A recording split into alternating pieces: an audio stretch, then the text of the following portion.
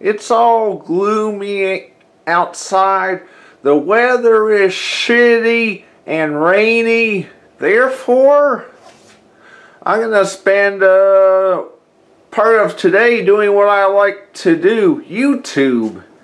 And today, that will be an updated review on my Neato XV21 that I call Marv, M-A-R-V, which acronym for My Automated Robotic Vacuum. So let's get right to it.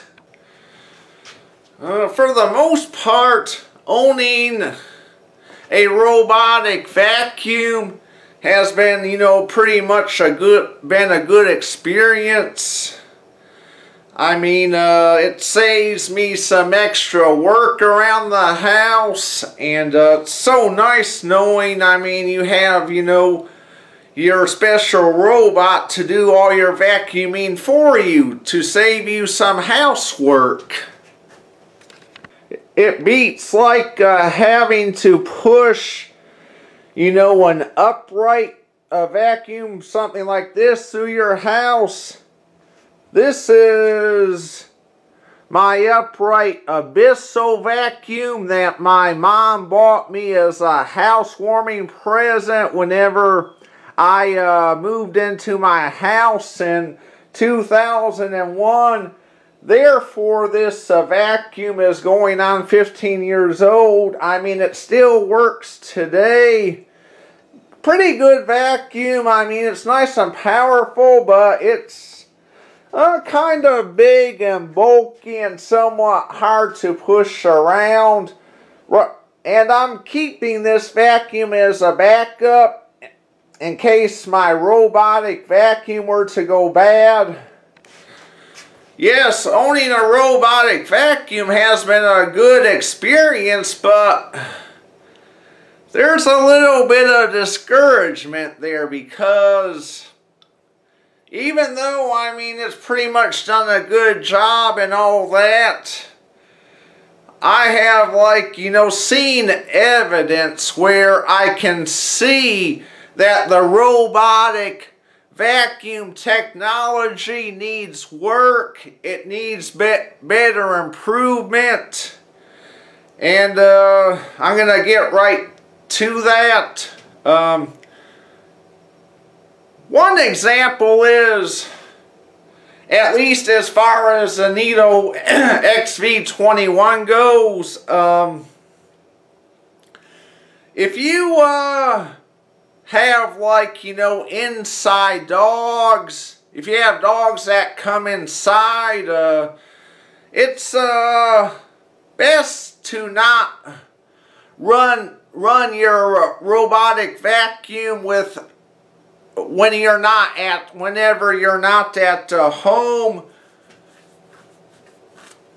with your dogs in the house, because let's say for instance, this is what happened to me, okay? One day I left, let my dog spend the day inside when I was at work, and one of my dogs, probably Tonto, got sick and had some diarrhea on my floor, and it happened, around the same time, my vacuum was set to turn on and vacuum my whole house. And what the vacuum did is it went up to the diarrhea pile and it sucked it up. And my golly, you talk about a mess. This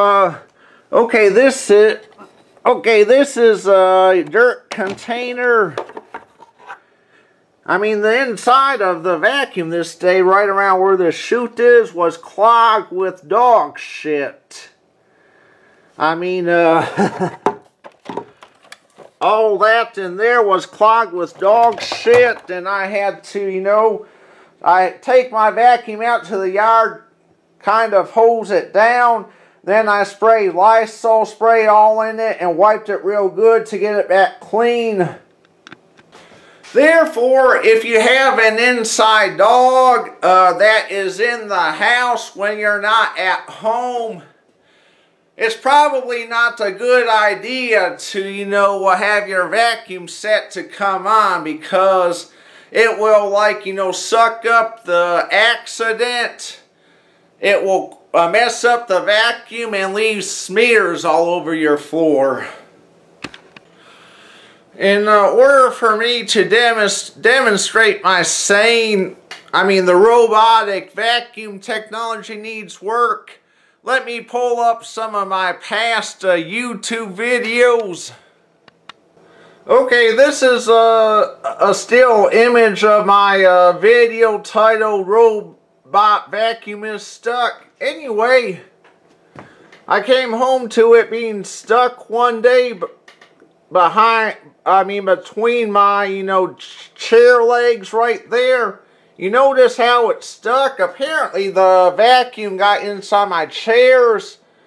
And then swiveled around. And then the front end got stuck, to my left leg here. And you can notice, it's how it's stuck between the legs. To me, this problem could have been corrected by, having, advanced technology in a robotic vacuum. So whenever, let's say, the vacuum comes in, swivels around and gets stuck, to me, that problem could have been corrected there by, having the vacuum programmed so that it reverses itself. Let's say, okay, it went in there, spun counterclockwise and got stuck. It could have just as easily, whenever it was stuck and it knew it wasn't going to go anywhere, to turn the opposite direction. In other words, turn itself clockwise. And if it were to turn itself clockwise, eventually it would have been freed up on the inside there. This side could be made it right over there. Then the vacuum could have, easily, backed itself out of the chair. And then programmed itself to maybe not go back in the chair because it knew it would get stuck. Okay, this is a video titled Vacuum Robot LOL. As you can see from this video, here's my big kitchen fan that I use for ventilation when I cook in my kitchen. And here's my refrigerator. Apparently, the vacuum robot ended up backing itself between the fan and the refrigerator, and it the back end even climbed my wall about yay much right here, because you can see how the vacuum's at an angle. To me, the vacuum in the first place should have never backed itself right up against the wall at an angle like it is in the photo. The vacuum should have felt itself, being unsuccessful at backing up, and should have stopped right here at the wall finish. Should have stopped about right there at the wall finish instead of climbing my wall. And it should have never, climbed my wall that high in the first place. To me, vacuum could have just, backed itself in and sensed it wouldn't be able to go further, and then, came forward back out. I also need to note that to correct this problem, whenever I'm not using this fan, what I have to do is actually, push the fan up against the refrigerator. That right there has solved it being stuck, like this in the video. And as for my table chair that I just showed you before this, I've had to, lift my, table chair on top of the table to keep the vacuum from getting stuck anymore that way too. Now let's use my entertainment center here as my next scenario. Alright,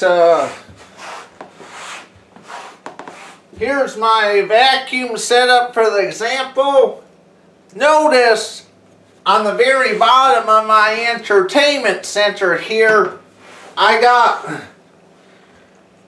got 2 studs right here screwed in, alignment with the very bottom recess. That's because this vacuum was actually rolling itself, in the recess and actually getting stuck on the inside here. Like what I've seen it do before is it will come in the, bottom area here, and it will get itself stuck part way. And what I've seen it do is it will back itself up and then come forward again in the exact same place, get itself stuck, then back itself up, then come back, get itself stuck by the same ways.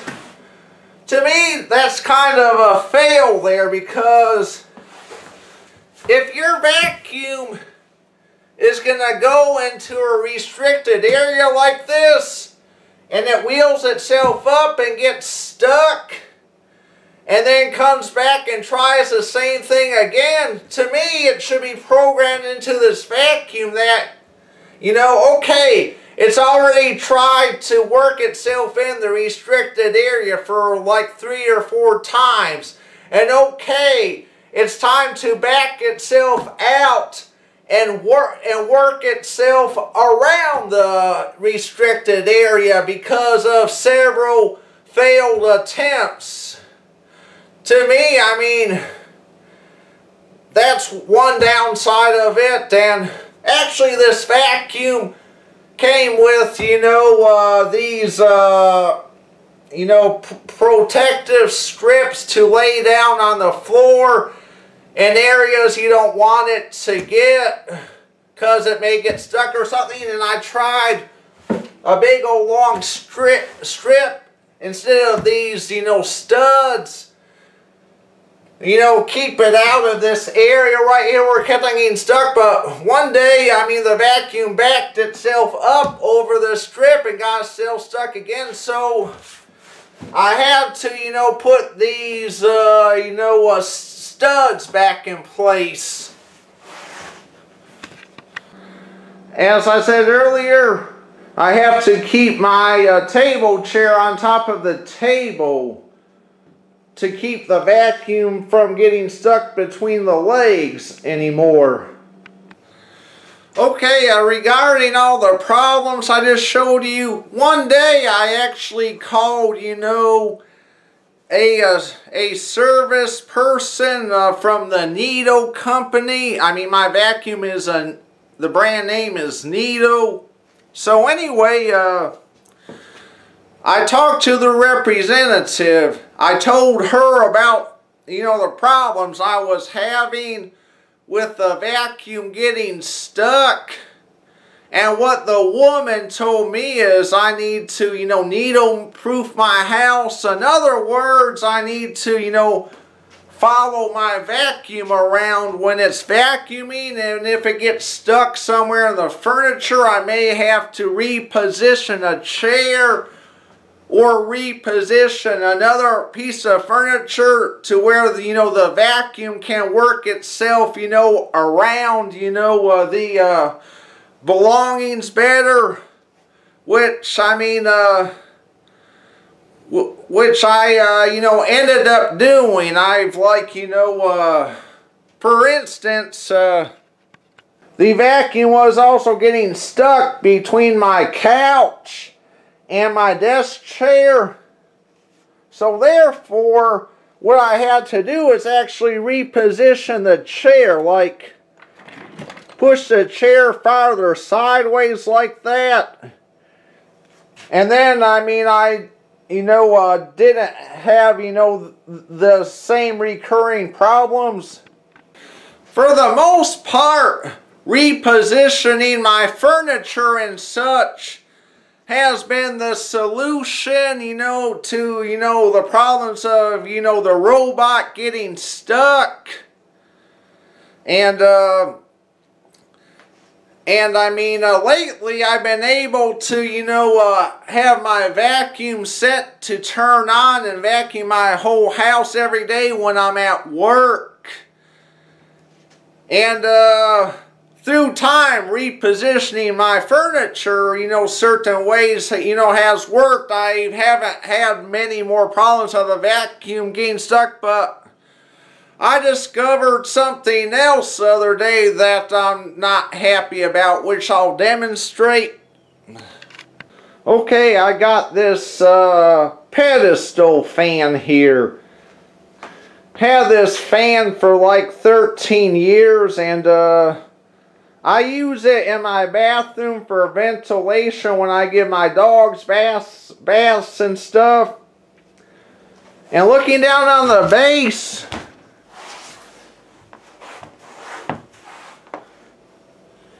you notice all these scratches right here?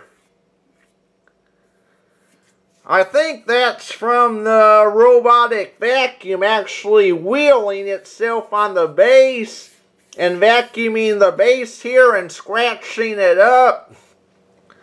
Whenever I noticed this, I was kind of, I mean, in a way I don't really, care. I mean, this is just an old fan that has no value to it except for moving a nice breeze of air. That's about it, but at the same time, I'm not really happy about it because the vacuum should not be wheeling itself on the base of the fan here. It should be working around the base instead. I mean, the purpose of a robotic vacuum should be, vacuuming the floor only. And vacuuming products such as your floor mats, and your floor only. Not to like wheel itself onto something with low height like this. I mean, this is like, comes up to about an inch or so off the floor. And apparently the vacuum has just been wheeling itself on the base, and it should not be doing it. It should be sensing this base as a restricted area and vacuuming around it instead. I will note, I mean, this doesn't affect me real bad. I mean, this is just an old fan without really a lot of value to it. All it is a machine for moving a nice breeze. But if this fan was something valuable with like, a low height attachment to it, then that would not be a good thing at all. Now let me provide you with a similar example using my elongated, other table chair. Okay, you see, the studs on this chair. Notice, how it has this nicely designed curve right here, for design. Not one day, not too long ago, I noticed the vacuum, like, come up to the chair, even when it was inside the table, and actually wheel itself on the leg right here, about like that. And like going way up on the leg while it was like, you know, vacuuming, and whenever, and it did not back up until it was about this high up. I mean, this right here is an old chair. I mean, I don't care if it gets scratched up a little bit on the bottom, because I mean, it's a good, I like this chair, but to me it's nothing worth valuable, just like, you know, a nice, you know, table chair, that's about it. But if this chair was something valuable, then the vacuum wheeling itself onto it like that and scratching it up could be an issue. So these are the other scenarios that's proof that the robotic vacuum technology needs work.